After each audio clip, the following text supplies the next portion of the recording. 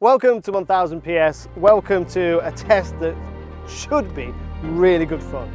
Inline 4-cylinder Japanese nakeds. The Hornet, the Suzuki and the Kawasaki. So time to put on our Arais, hit the road, have some fun.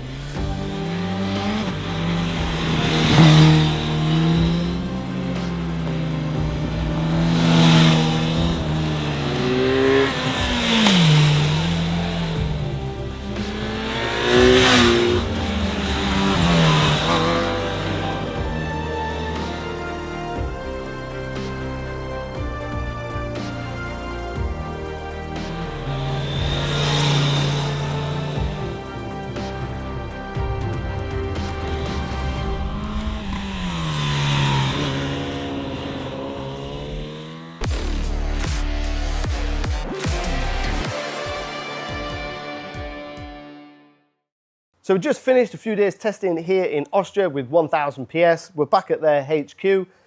They are surrounded by phenomenal roads and it's been hugely enjoyable to test all three bikes. To make it a level playing field, we've got quality Bridgestone rubber on all three bikes so that all three are exactly the same.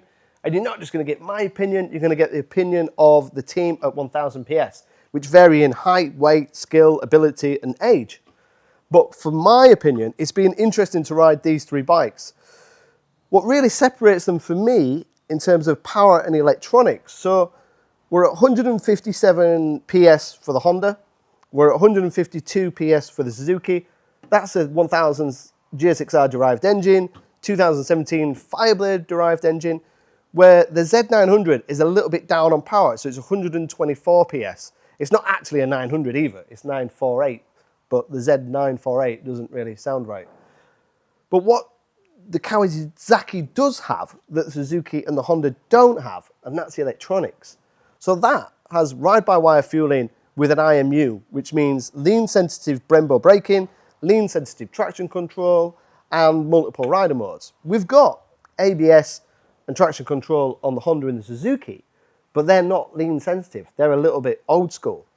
So one argument is, do you need those lean sensitive rider aids? And it's been absolutely perfect, 31 degrees, 2 days in Austria, grippy roads, no traffic, very little police. We can have a dangerous riding competition with loads of grip.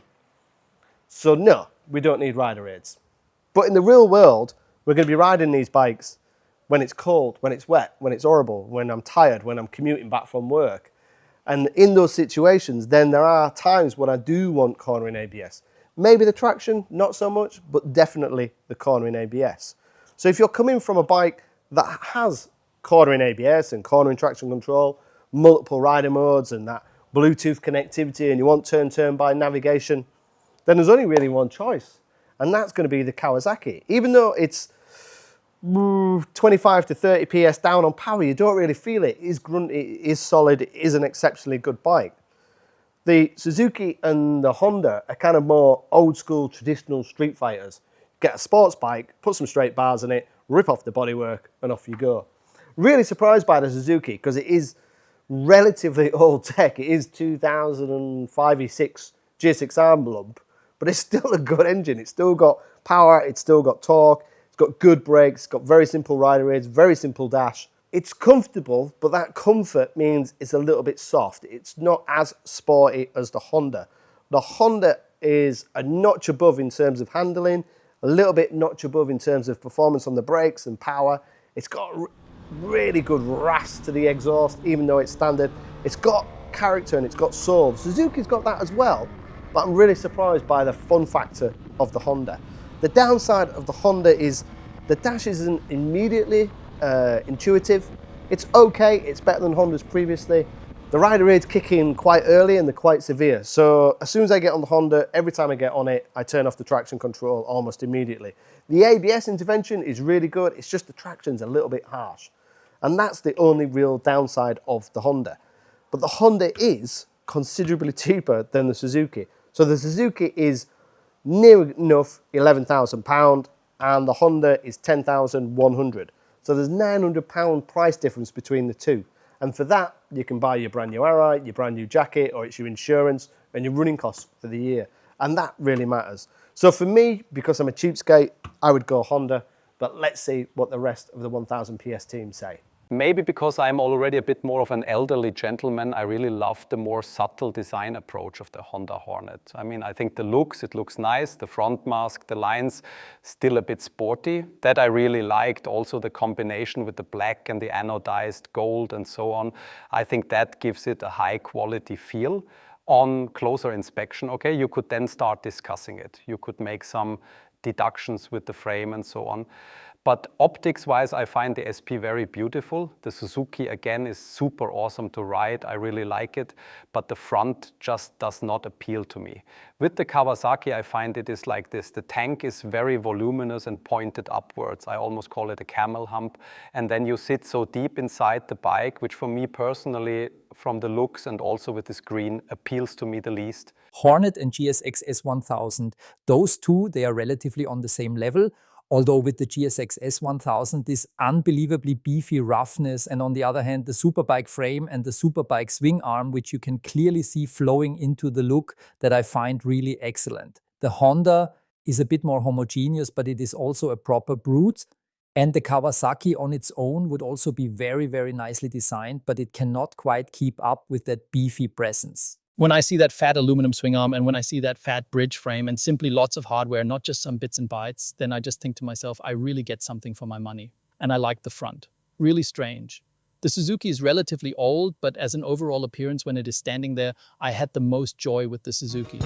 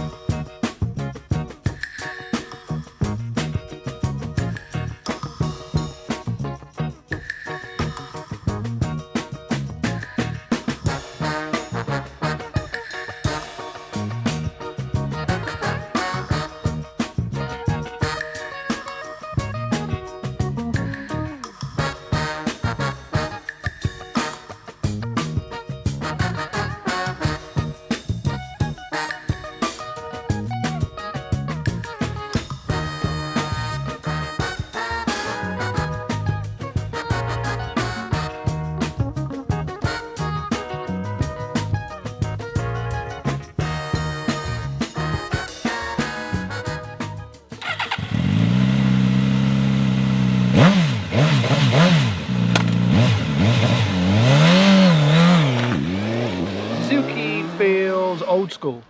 It's like traditional Street Fighter, big bars, really grunty, airboxy GSX-R 1000 derived engine. It feels like a GSX-R that I remember, and you've got that raw, that real induction noise, really big bars, loads of power.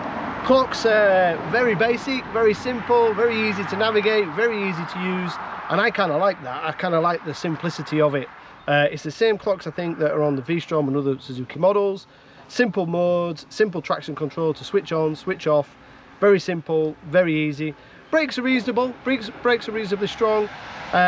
Suspension is on the soft side, so it's not as sharp as the Honda. It's not as sporty. It feels like that is the one that I would get to the limitations of if I took it on a track. That'd be the first one I got to the limitations of. But the flip side of that is the seat is quite soft, it's quite malleable, it's quite soft, it's very forgiving, it's very easy. The throttle delivery is really nice around town, but it does feel quite big and mechanical. I think maybe for somebody stepping up, it's quite intimidating, just because of its rawness and that kind of grunt. But for me as an experienced rider, I kind of like that. It feels what a Street Fighter should be, raw and powerful. The Suzuki has by far the coolest sound, in my opinion. That brutal roaring, it is unbelievable how awesome that is. But I would still not give it first place in the engine rating, because this throttle response in the sharp mode was a bit too aggressive for me. I actually prefer it when it is a little less aggressive. That is, for example, with the Honda, which also has a really awesome sound. There, the throttle response is absolutely fine, exactly as it should be. With the Kawasaki, the throttle response is also absolutely fine. But the Kawasaki still would not get first place in the engine rating from me, because it simply has 30 horsepower less than the other two. Here I have to side once more with the Suzuki. I always like to say it is such a Suzuki carefree package. It works in all rev ranges, has really awesome torque. For me, actually the most enjoyable engine of the three. that is right up there in my ranking. The Honda engine at lower revs, rather sluggish. It lacks a bit of power there, yes. Z900, the engine actually very lively and definitely nice to ride. My vote goes to the Suzuki engine as well. It is astonishing. It is kind of similar with this Suzuki as if you go everywhere on vacation the whole summer and then you come home and lie down in your garden, and actually home is the nicest. The Suzuki was always there, the engine was always the coolest engine, but somehow it just never got so much focus. I do not know, maybe because of the price, because the display before was crappy, now they at least put a proper display on it. But when you ride it in direct comparison, you just think this engine is a beast. It has a super throttle response, it pulls hard, it has a good sound, but not in a way that annoys you. It is a mighty engine, so if you love 4 cylinders, you will love this engine. And of course the Honda engine is now close, but when I ride the two directly against each other, the Honda is very composed, but the Suzuki even more heartwarming. It is a bit rougher, more raw, and that Gixxer spirit. Yes, I liked it. Suzuki.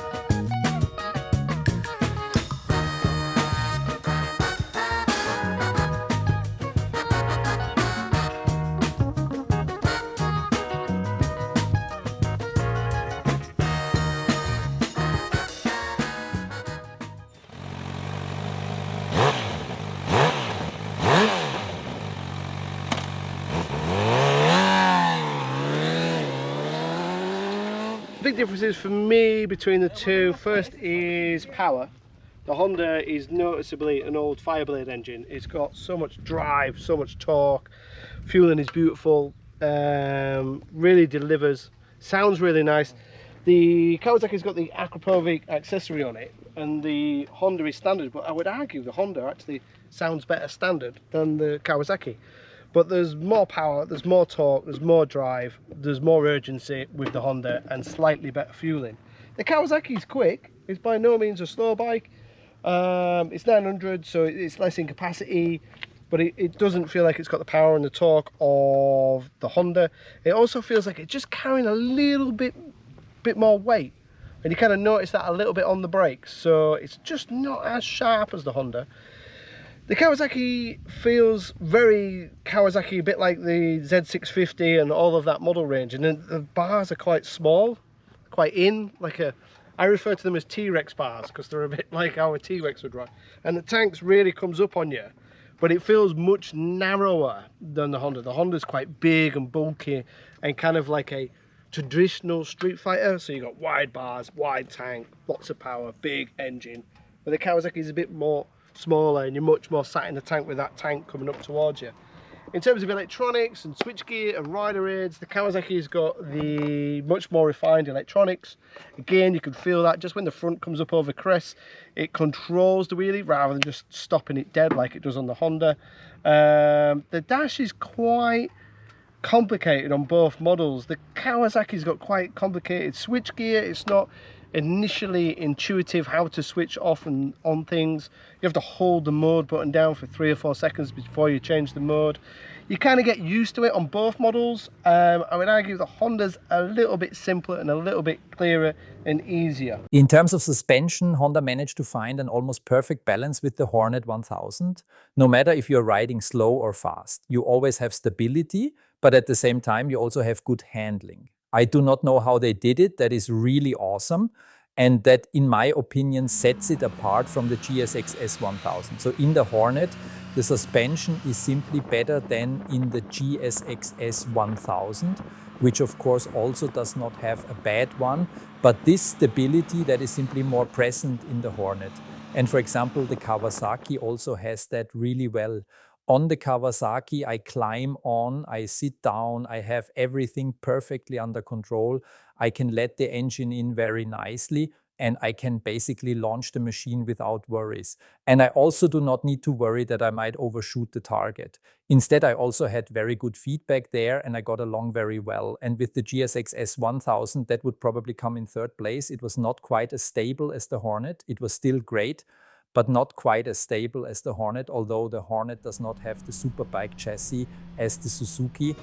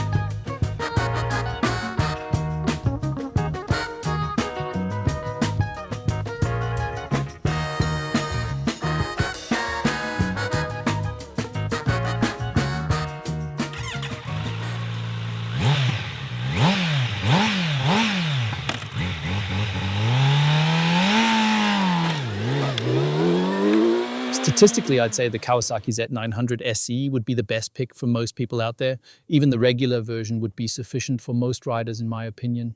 It doesn't necessarily need to be the SE version.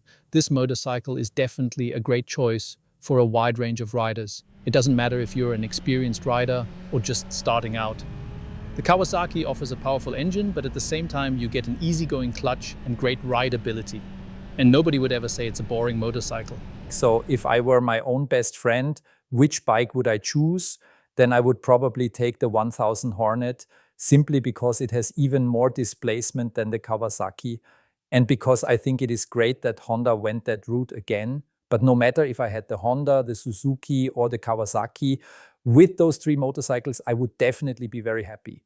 And if I had a rider who is the same as me, then I would tell him, look, no matter which one of the three motorcycles you take, just make sure you get a dealer where you feel comfortable, who has a workshop you trust. Then you cannot go wrong with any of those three.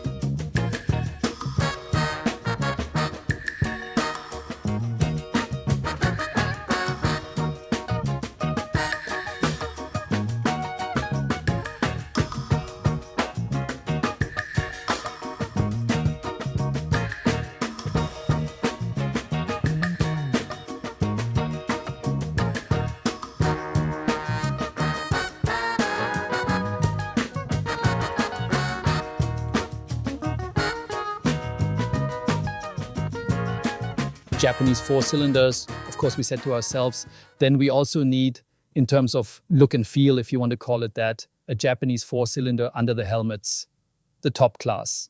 Arai is also from Japan. And somehow Arai managed to make a product that scores on safety aspects with this glancing off.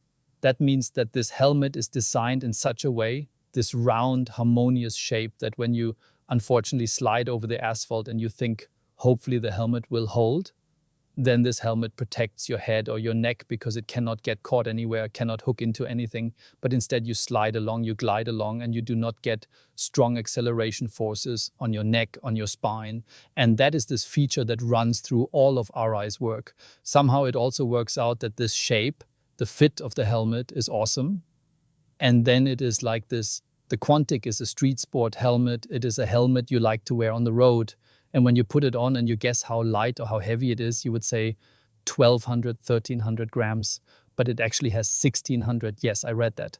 So either all the other helmet manufacturers are lying and Arai is the only one giving it honestly, but we even left it on during photo curves when we had to wait because you simply do not feel it.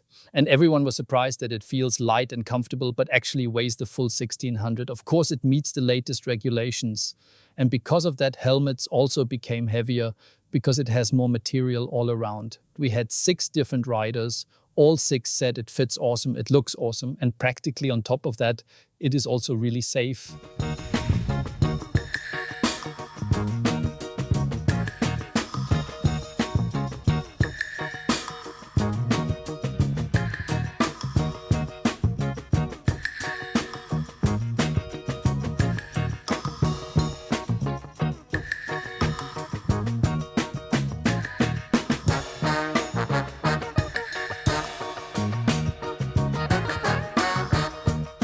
A hugely interesting test because on paper they're very similar and they should all be almost identical. It's almost like which badge do you prefer, but they actually ride very, very different.